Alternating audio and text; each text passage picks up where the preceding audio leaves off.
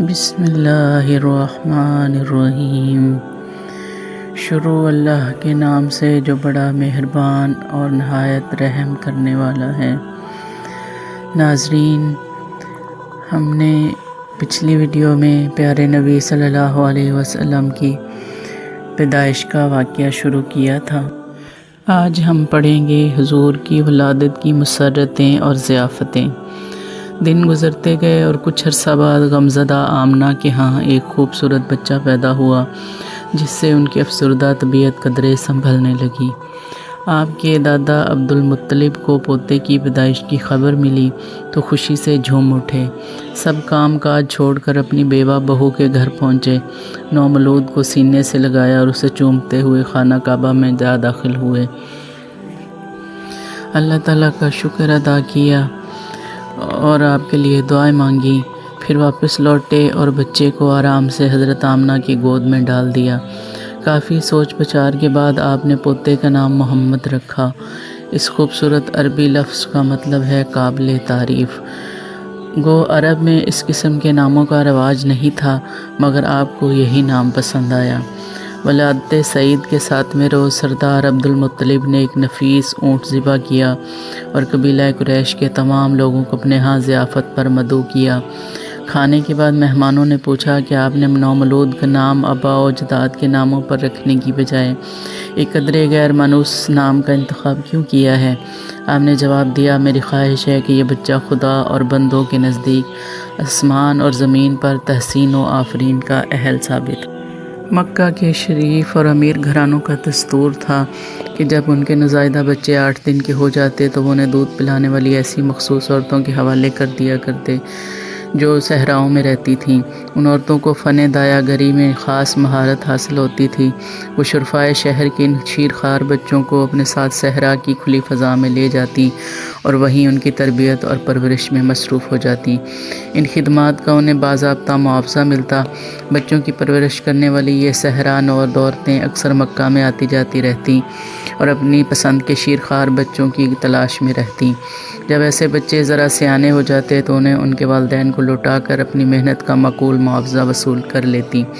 ان حضور کی ولادت کے چند روز بعد مکہ کے نواحی صحراؤں کی چند آیا عورتیں شیرخوار بچوں کی تلاش میں قافلہ کی صورت شہر میں داخل ہوئیں۔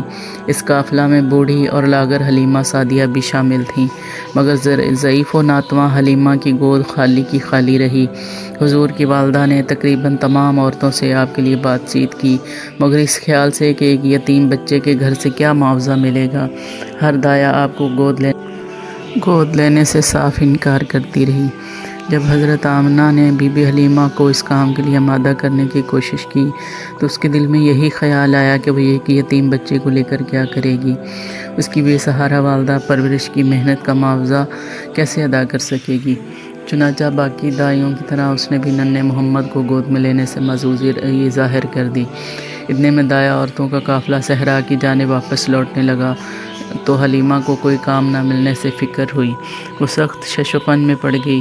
اس نے اپنے خامد حارث سے صلاح مشورہ شروع کیا۔ اس کا خیال تھا کہ خالی ہاتھ گھر لوٹنے سے بہتر ہے کہ اس یتیم بچے کو ہی ساتھ لے لیا جائے، جسے گود لینے کو کوئی بھی راضی نہیں تھا۔ یہ بات حارث کو پسند آ گئی۔ وہ بولا، یہ ٹھیک ہے کہ ہمارے لیے شاید اسی میں بہتری ہو۔ اس رسمی کارروائی کے بعد دونوں میاں بیوی قافلے کے ہمراہ اپنے صحرائی خیمہ کی طرف لوٹنے کی تیاری میں مصروف ہو گئے۔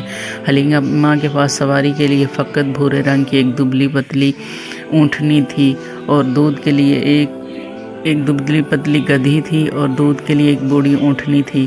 ان دنوں مکہ کے گرد و نواح کا علاقہ سخت خشک سالی اور شدید قحط کی زد میں تھا۔ جانوروں کے لیے چارہ وغیرہ مہیا کرنے میں بہت دقتیں پیش آتی تھیں۔ آتی دفعہ حلیمہ بی بی اس دبلی پتلی اور بھوکی پیاسی گدھی پر سوار ہو کر بڑی مشکل سے مکہ پہنچی تھی۔